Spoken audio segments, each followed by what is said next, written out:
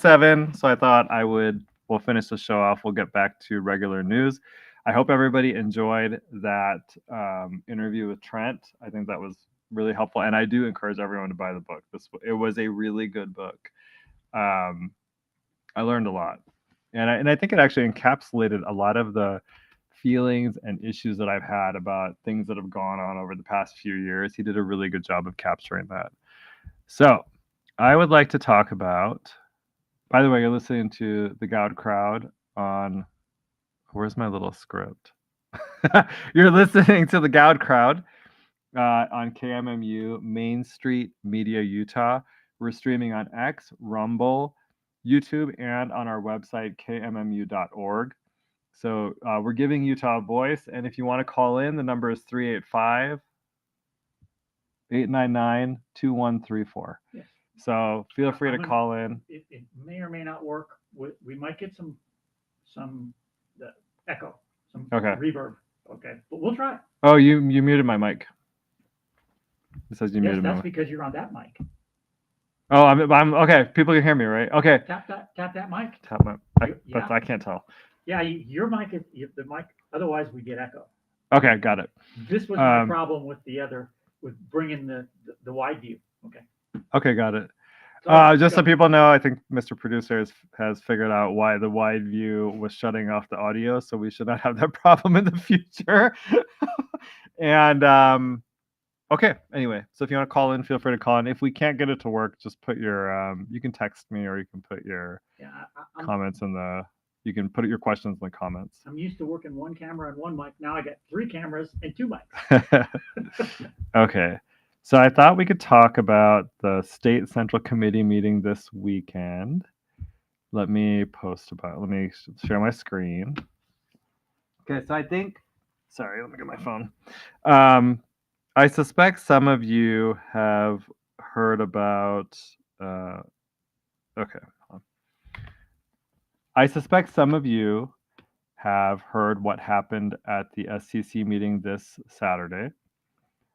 Natalie Clausen proposed a resolution, and the point of the resolution was to get the lieutenant governor to comply with the National Voter Registration Act, because right now she is in violation of it. Are you going to move the camera? No, I'm just going to take a break. Okay, we're good. She's in violation of the National Voter Registration Act because she is not producing the full voter registration rolls for Utah. Specifically, she's been withholding voter records classified as private and withheld, which in 2021 represented about, I think, a third of the voter rolls. That number has increased over time, and the reason is that, I'll back up. Just for people who don't know, Utah has 3 categories of voter records. You can be public, you can be private, or you can be withheld. Anybody can request that their voter record be private. You just check a box on the voter registration form and they will make your record private. For withheld voters, you are supposed to be law enforcement, military, or someone with a protective order. However, I think it's on May 12th of 2020, the Utah legislature converted everybody who was private on that day into a withheld record. So there are a lot of people that are withheld that do not have, that are not law enforcement, not military. So basically, the lieutenant governor, when members of the, and then one more thing, sorry. Private voter records are available to the parties, to candidates, and then to elected officials, or public government officials, I should say. Withheld voter records are only available to government officials. They are not available to the parties or to the candidates. And then public records are available to anybody that requests them. So right now, under the National Voter Registration Act, it does not recognize your state-based privacy categorizations like private and withheld. So when people are making requests under the NVRA, the lieutenant governor is using state law to override federal law. And in elections, because there are federal offices at stake, federal law actually preempts state law. And there's a elections clause in the Constitution that allows federal law to preempt state law. So that's kind of the background. The lieutenant governor, when DOJ requested a copy of the voter registration rolls, she only produced the public ones and did not produce the private or the withheld voter records, which I think is very a little bit crazy. Then also, Phil Lyman requested those records. He did so last year and went through the GRAMA process. I represented him in those GRAMA proceedings. And we went first to the lieutenant governor's office. We appealed it to the chief administrative officer within her office. And then we took it to the, what is it called? There's like that GRAMA, there used to be a committee that would determine if you would get the documents or not.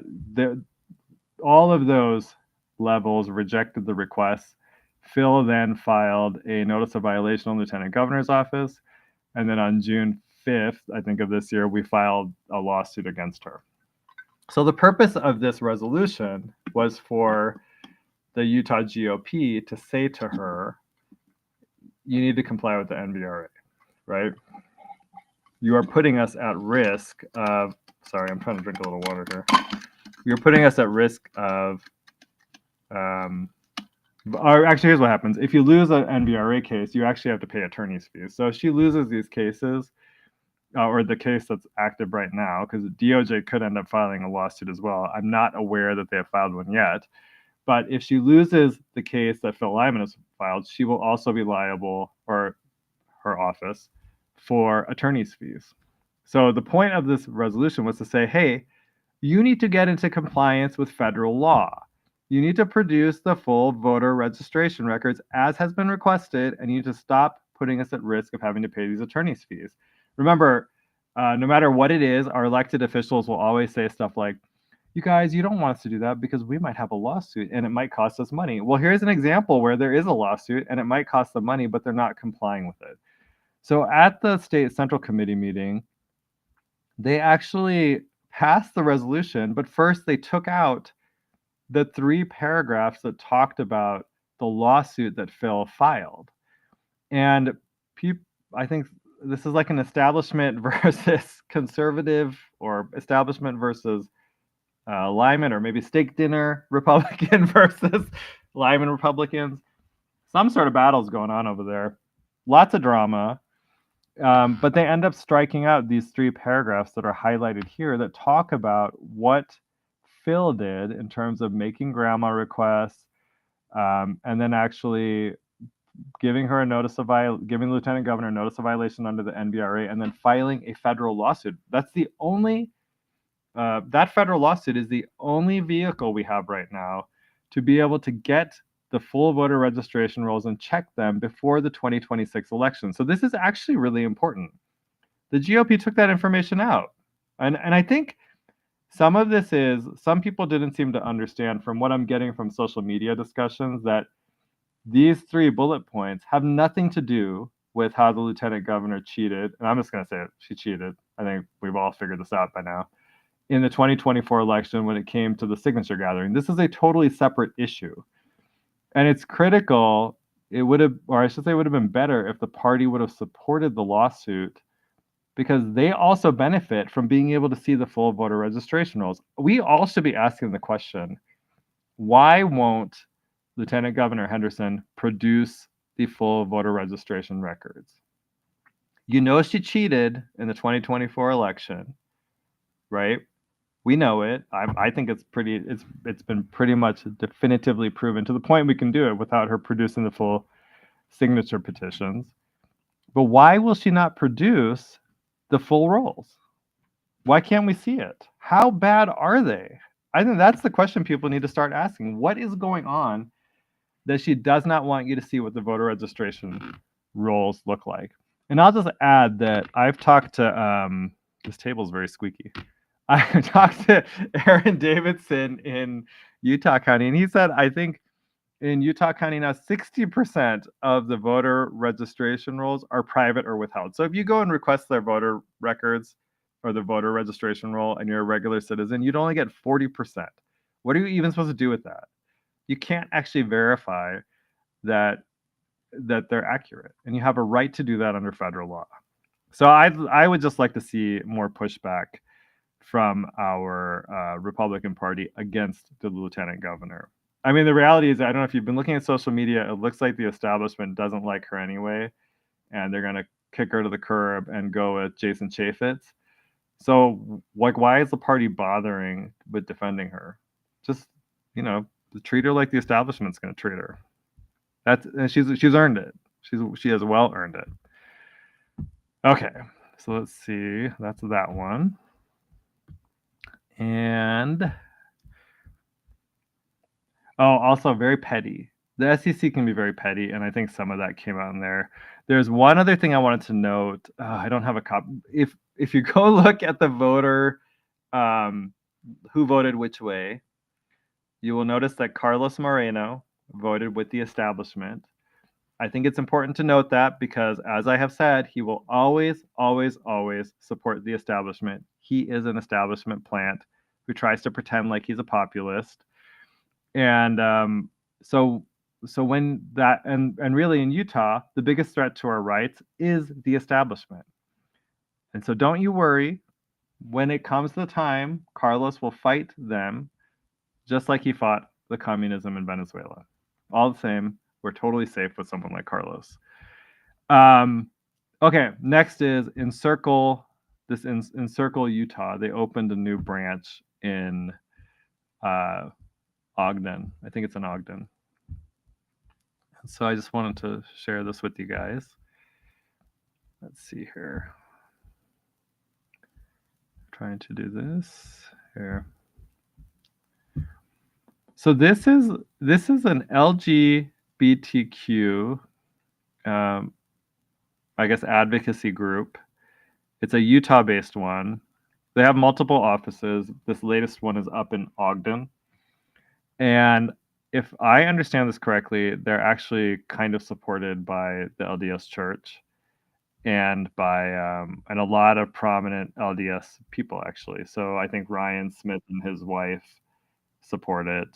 Todd Weiler supports it, but Todd Weiler supports the whole trans agenda, so that's not surprising. But they all support this organization, and what I think is kind of fascinating about it is that, and what I don't understand, if you support it, is that they allow 12 to 25-year-olds to use their services and to hang out together. And I guess I have real issues with that because, when you hear about this, like President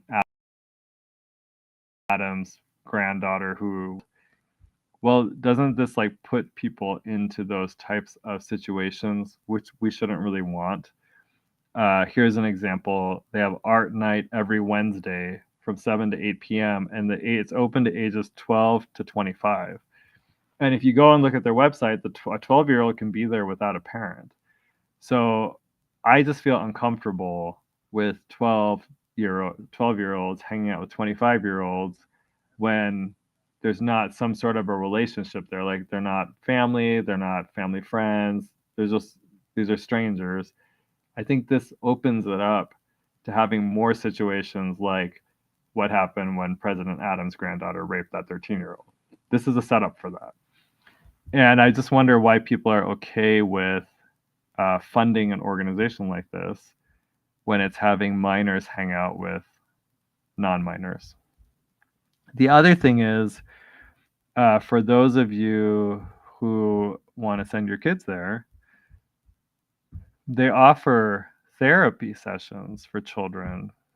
And I think this is interesting as well because they're offering affirming therapy. So that means if your child goes there, they will affirm and says, "Oh, I think I'm a like your boy goes there, says he thinks I'm a girl." They're going to affirm that at this organization, and I guess I think that's problematic. I don't know. And here's this I thought was interesting. They do affirming therapy for BIPOC. BIPOC is Black, Indigenous, people of color, LGBTQ plus people, 12 plus, and their families. So you could be 12 years old, go to this place, and they will give you affirming therapy. So if you're a boy who is BIPOC, so let's say you're me, you're 12, you go there and I think I'm a girl, they'll affirm it. And this is an organization being supported by, I think, a lot of prominent people. I think this is really problematic, and maybe we shouldn't be doing that. So that's another little thing I found. Oh, and then I'll just highlight this because I thought this was kind of interesting. But over the weekend, I found an old post that Amy Winder Newton did. And Amy tries to claim that she is a conservative, but I think this definitively shows that she is not conservative. And it's not the only thing. If you actually go look at her record is not one of a conservative. Her record is that of a Democrat. But here she is celebrating Pride Month. And she says, every June we celebrate our LGBTQ friends by displaying our everyone is awesome Lego in our family room for the month. And if you look here, she's actually, what's disturbing about this is, first of all, this is like the modernized pride flag that includes a specific stripe for minorities, 2 stripes for them. And then also it has the trans stuff in it. And this is just more evidence that she totally supports the trans agenda. I'm wondering who this woman is in this picture, actually. I'll have to go look at this. You see, it looks like there's a judge. Well, maybe that's her mom. I don't know. But I think this is so she helped Equality Utah raise money in 2023. When I called her out on it, her response to that was not to say, sorry, I did that. It was to lie about it and then to proceed to work with Troy Williams to destroy my life while she was out there busy promoting the trans agenda, which she continues to do. So this is not a Republican at all. And now what I think is interesting is if you add this up, I found this article, and I had missed this. Oh, wait, hold on. Give me 1 second. She eliminated the policy advisors for our Salt Lake County Council members. Let me pull up this article. Give me 1 second. Council. Okay. And that's it. Here. This just happened in November. I missed this. I totally missed this article. So Amy Winder Newton actually went and eliminated it used to be that every single council member had their own policy advisor, and this was the Salt Lake County Council. The members themselves are part-time, so they each had a full-time person that they could depend on to help them develop policies and advocate for their constituents. Well, Amy went in and she decided that she needed to eliminate those individual policy advisors. And this article, I think, is fascinating. It turns out she was doing it to target one specific policy advisor, and it was Kim Coleman, who is the Republican, the RNC woman delegate to the national Utah's female delegate to the RNC. So I think Kim Coleman's actually observation about this was really interesting. She said, in the past decade, the Republican-led Salt Lake County Council has doubled the budget from $1 billion to $2 billion, Coleman said in a statement. Now, these same quote-unquote Republicans want to nip a tiny fraction of a percent from the budget in order to take away the policy advisor from incoming new council members and a current councilman who has consistently opposed their tax and budget increases. Sheldon Stewart, he's actually my county council member, echoed Coleman's concerns and said Winder Newton personally has taken shots at Coleman to prevent her from doing her job so that Stewart can't adequately serve his constituents. So conservative, quote unquote conservative Amy Winder Newton attacking Republicans. This is all she does. There's no examples of her attacking a Democrat. She attacks Republicans. In this case, she eliminated Kim Coleman's job, purposely did that. Now, when asked about it, she said, sometimes people are angry and lash out, she said. I don't have any idea what he's talking about. Now, I think a lot of voters fall for this. This is BS from Amy. She's just lying here because she uses her, I think it's called her teaching voice, when she says stuff that she sounds all really nice and kind, but really she is a very nasty person. So this statement is not true. It's a lie. She was targeting, I think she was targeting Kim Coleman, but I've had her come to me.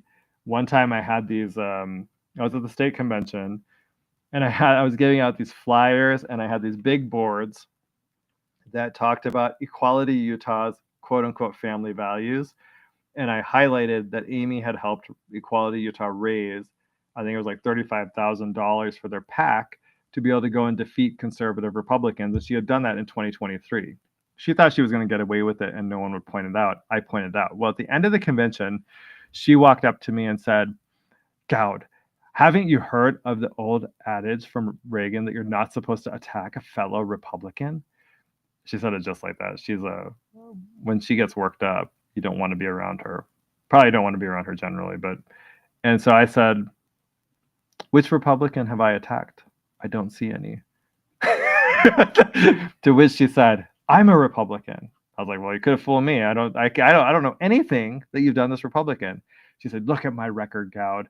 I have a very conservative voting record. Well, I was like, okay, I will. I went and looked at it. It's totally not conservative at all. It was amazing.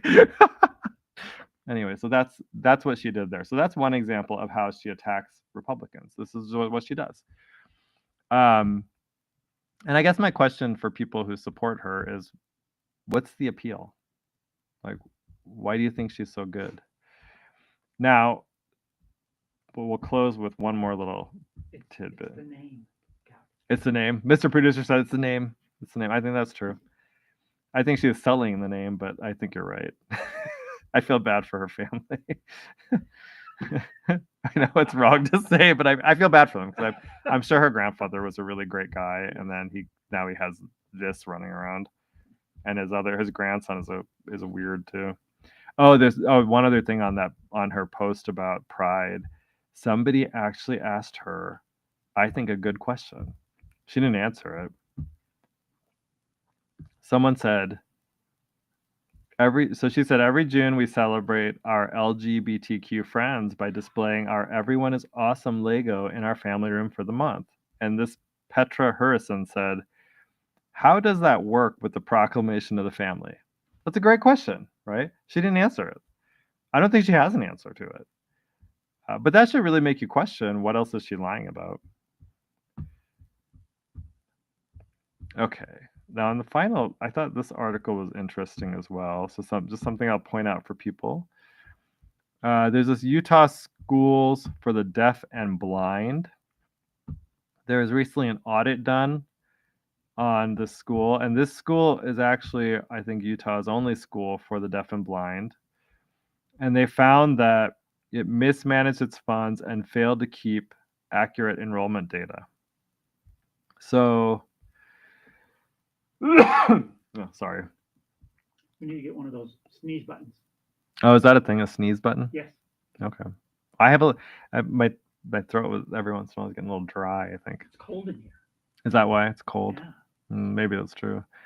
So it says that the Utah Schools for the Deaf and Blind appears to have been misdirecting funds meant to support specific students, according to the 83-page internal report publicly released Thursday by the Utah State Board of Education. What's kind of interesting is that this was run by Kim Coleman's husband. And so I thought that was kind of fascinating. If you go down here. Oh, sorry. Okay. Oh, here. So they say State Superintendent Molly Hart presented some initial findings at the Public Education Appropriations Subcommittee meeting last month, noting that USDB was $1.5 million over budget for fiscal 2025. She said this was largely due to a lack of internal controls and proper oversight by USDB management. USDB Superintendent Joel Coleman has since stepped down. He announced his resignation effective August 31st in an email to USBE leadership on July 18th that did not mention the ongoing audits. He said, "As you can imagine, this deeply personal decision to step down comes after much reflection and counsel," Coleman wrote in July. "While the current moment is challenging, I remain confident that the extraordinary educators and professionals at USDB will continue to serve these wonderful children with energy, integrity, and compassion." So, and then Molly Hart's going to take over. In the meantime, I did want to just point out, though, because I don't want people to walk away. Okay. So hold on. Also identified. I think somewhere in here it says that there's. I don't know if there's anything criminal with what happened. Just so we're clear on that. At least not yet. But I do think it's interesting that this involves Kim Coleman's husband, and I wonder if this is made a point because some people think she might run for office, and this will be an attack vector when that happens. So just something for people to keep an eye on. This, I suspect, the story will pop up sometime in the future, and there'll probably be more to it. I don't know what Kim is running for, but I assume she'll run for something. Okay, well, we're basically at time, I think, for this week. I hope you guys. Oh man. So Disagree Butter says stealing from blind kids, that's low. Yeah. Deaf and blind kids actually. So like it's like super bad.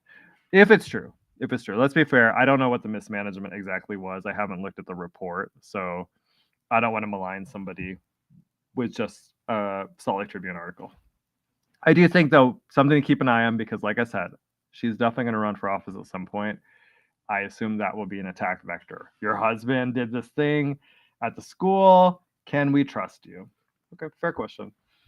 Okay, well, we are at time. I hope you guys all enjoyed the show. This is the Goud Crowd. I hope you enjoyed the interview. I will encourage you again to pick up your copy of Heirs of the Revolution by Trent Staggs. You can get this on Amazon, like he said, and all your local booksellers. It's a great read. And we will see you next week. Thank you very much.